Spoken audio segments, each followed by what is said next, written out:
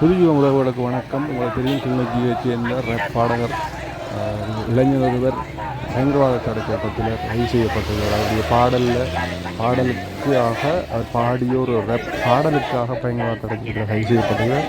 இந்த பயங்கரவாத தடை சட்டம் என்பது ஒரு மக்களை ஒடுக்குகின்ற அடக்குகின்ற ஒரு சட்டமாக பயன்படுத்தப்படுவதாக கூறி இன்றைய தினம் அந்த இளைஞனுடைய விடுதலைக்கு வலியுறுத்தி கிளிநொச்சியில் ஒரு பாரிய போராட்டம் முன்னெடுக்கப்படுது. அந்த போராட்டத்தில் என்ன நடக்குது, என்ன கலைக்கிறவன்றதை அப்போ பார்க்க போகிறோம். பார்ப்போம். விடுதலை புலிகள் நூலுருவாக்க செய்யப்பட மாட்டுது என்று இலங்கை அரசாங்கத்துக்கு தெரியாத விடயம் இல்லை. இலங்கை அரசாங்கத்துக்கு தெரியும், இலங்கை புலனாய்வாளருக்கு தெரியும். இனி ஒரு காலகட்டத்தில் தமிழ் பகுதியில் ஆயுத போராட்டம் நடக்காதுன்ற அவைக்கு தெரியும். தெரிஞ்சிருந்த போதிலும் தமிழ் மக்களிலே அவை வச்சிருக்கிற அந்த குறியானது தமிழ் மக்களை தொடர்ச்சியாக தமிழ் மக்களை தங்களோட கட்டுப்பாட்டுகளையும் தங்களோட நெருக்கடிகளையும் வச்சுக்கொள்ளும் தான் இப்படியான அந்த பயங்கரவாத தடை சட்டத்தை அவை முன்னிறுத்தி இந்த இப்படியான வேலை திட்டத்தை செய்யணும். அந்த எழுச்சி பாடின இளைஞர் அவர் ஆயுத சம்பந்தமாக விடுதலை புலிகளை நாங்கள் முன்னியக்க போகிறோம் அல்லது நாங்கள் ஆயுதம் மகேந்திரன் எல்லாரும் பார்க்கணும் அவர் கூப்பிடல. அவர் கதைச்சார். அவர் அந்த எழுச்சி பாடல் தான் பாடுறது.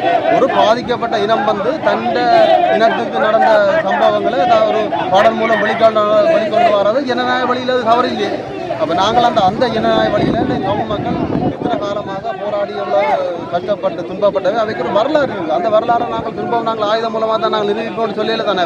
அவர் எழுச்சி பாடலை படித்ததை தவிர அவருக்கும் இந்த பயங்கரவாத தடை சட்டத்துக்கு உள்ள ஒழுங்குடன். அப்போ இதே மாதிரி கொழும்பில் அரசியல் தலைவர்கள் விடுதலை புலிகள் சம்பந்தமாக கதைக்கணும், தேர்தல் காலங்களில் கதைக்கணும், அந்த புரட்சி பாடல்களை ஒளிரபடிக்கணும். அப்போ எல்லாம் செய்த நம்ம அதில் அந்த நேரம் அதுக்கெல்லாம் ஒரு பிரச்சனையும் இல்லை. இப்போ இந்த எழுச்சி பாடலை படிச்சுட்டாருக்காண்டி அவரை கைது செய்து வச்சுக்கணும். இது ஒரு ஏற்றுக்கொள்ள முடியாத விஷயம், தமிழ் மக்களால் ஏற்றுக்கொள்ள முடியாத விஷயம். இதை சிங்கள மக்களுக்கும் இதில் ஒரு ஒருமைப்பாடு தேவை. என்ன பிரச்சனைன்னா சிங்கள மக்களுக்கும் இந்த பயங்கரவாத தடை சட்டத்தால் சிங்கள மக்களுக்கும் ஒரு அச்சுறுத்தல் இருக்குது. அப்போ இந்த பயங்கரவாத தடை சட்டம்ன்றது ஜனநாயக வழியில் ஒரு இயங்குகிற ஒரு இனத்துக்கு ஒரு இனத்துக்கு இந்த பயங்கரவாத தடை சட்டம் சரியான முட்டுக்கட்டையாக இருக்கிறது உண்டு. பயங்கரவாத தடை சட்டம் இதுக்கு மட்டும் இலங்கையில் ஜனநாயகம்ன்றதை ஜனநாயகவாதிகளுக்கு அச்சுறுத்தல் அவைகளுக்கு தூக்கு கயிறுதான்ன்றதை நாங்கள் உணர்ந்து கொள்வோம். இந்த பயங்கரவாத தடை சட்டம் அதை தான் செய்யுது. ஜனநாயகவாதிகள் வழிமுறையில் செல்வதற்கு பயங்கரவாத தடை சட்டம் சரியான அந்த முட்டுக்கட்டையாக இருக்குது. இதை நாங்கள் இதேப்பட்ட இனிமேலும் கைதுகளை நாங்கள் இனிமேல் இந்த மண்ணில் நாங்கள் நடக்க அனுமதிக்கக்கூடாது. எல்லாரும் இதுக்கான ஒரு நியாயத்தை ஜனநாயக ரீதியில் இந்த நியாயத்தை எல்லாரும் கேட்கறது அனைத்து தமிழ் மக்களும் ஒன்று சேர்ந்து இந்த ஜனநாயக ரீதியில் எந்த ஒரு வன்முறையும் இல்லாமல் எந்த ஒரு அமைதியை குறையப்படாமல் எங்களோட மக்களுக்காண்டி இளைஞர்களுக்காண்டி அது சுதந்திரமாக நடமாடுறதுக்கு இந்த ஜனநாயக வழிமுறையில் நடமாடுறதுக்கு எங்களுக்கு எல்லா மக்களும் ஒன்றாக சேர்ந்து ஒருமித்த குரலில் நாங்கள் இதுக்கான ஒரு எதிர்ப்பை தெரிவிக்கிறோம் என்று கேட்டுக்கொள்கிறோம். இந்த கைது அரசாங்கம் ஏதோ ஒரு விடயங்களை திசை திருப்புவதற்காகவும் தமிழ் மக்களை அடக்கி எடுக்கிற ஒரு அங்கமாகவும் பயன்படுத்துவதாக நாங்கள் நேரடி கேட்டால் இந்த இளைஞர் இசையால் அவருடைய பாடலால் கொண்டு வந்த விடயங்கள், அதாவது விடுதலை புலிகளை 3 வாக்குகள் சொல்லப்பட்ட ஒரு விடயங்கள் மறக்கப்படக்கூடிய விஷயங்கள். தமிழீழம்ன்றது எங்களுடைய அரசியல் கோரிக்கை. தமிழீழம்ன்ற சொல்ல நான் நினைக்கிறேன் இலங்கையினுடைய பாராளுமன்றம் முன்னம் நாடாளுமன்றத்தில் 1947ஆம் ஆண்டு தந்தை செல்வநாயகத்தால் முன்வைக்கப்பட்ட ஒரு விடயம். அது ஒரு அரசியல் கோரிக்கை. அந்த அரசியல் கோரிக்கை தொடர்பான அந்த பெயரை உச்சரிக்கக்கூடாது சொல்வது சட்டத்தில் ஒரு இடமில்லை.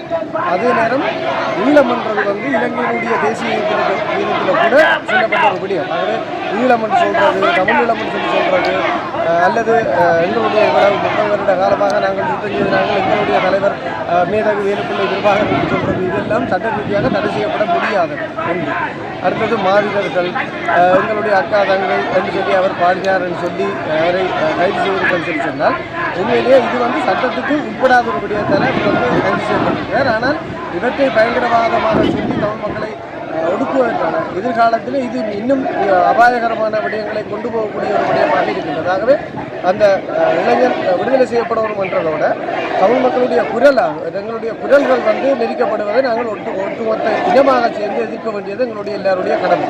ஆகவே ஒரு விடுதலை போராட்டம் அரசியல் கோரிக்கைக்காக இடம்பெற்றதை ஒழிய தனிப்பட்ட நலன்களுக்காக இந்த விடுதலை போராட்டம் இடம்பெறுகிறது. ஆகவே அது ஒரு இளைஞனாக ஒரு எழுச்சி பாடலை பாடியதற்காக கைது செய்யப்பட்டது வந்து அதுவும் பயங்கரவாத தடுச்சட்டத்திலே கைது செய்யப்பட்டது வந்து கண்டிக்கப்பட வேண்டிய விடயமும் அதே நேரம் நாங்கள் ஒருமனை அரசியல்வாதிகள்கிட்ட இந்த விடயங்களை ஒப்படைத்து விட்டு இருக்காது தமிழ் மக்களாக ஒன்றிணைந்து நாங்கள் இதை எதிர்க்கவும் இவ்வாறான அரசியல் கோரிக்கைகளை நாங்கள் தொடர்ந்து முழக்கமிடவும் வேண்டிய தேவை எங்கள் சங்கீதனை எங்கள் சங்கீதனை எங்கள் சங்கீதனை இலங்கை அரசு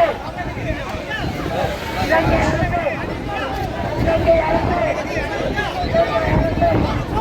இலங்கை அரசு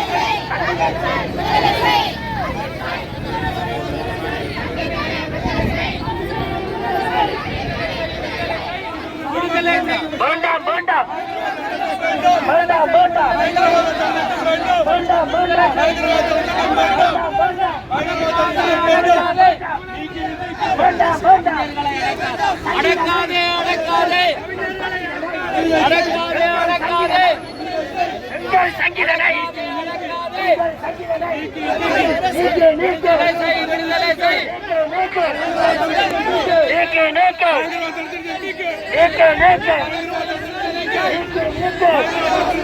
எங்கள் சங்கீதனை எங்கள் சங்கீதனை எங்கள் சங்கீதனை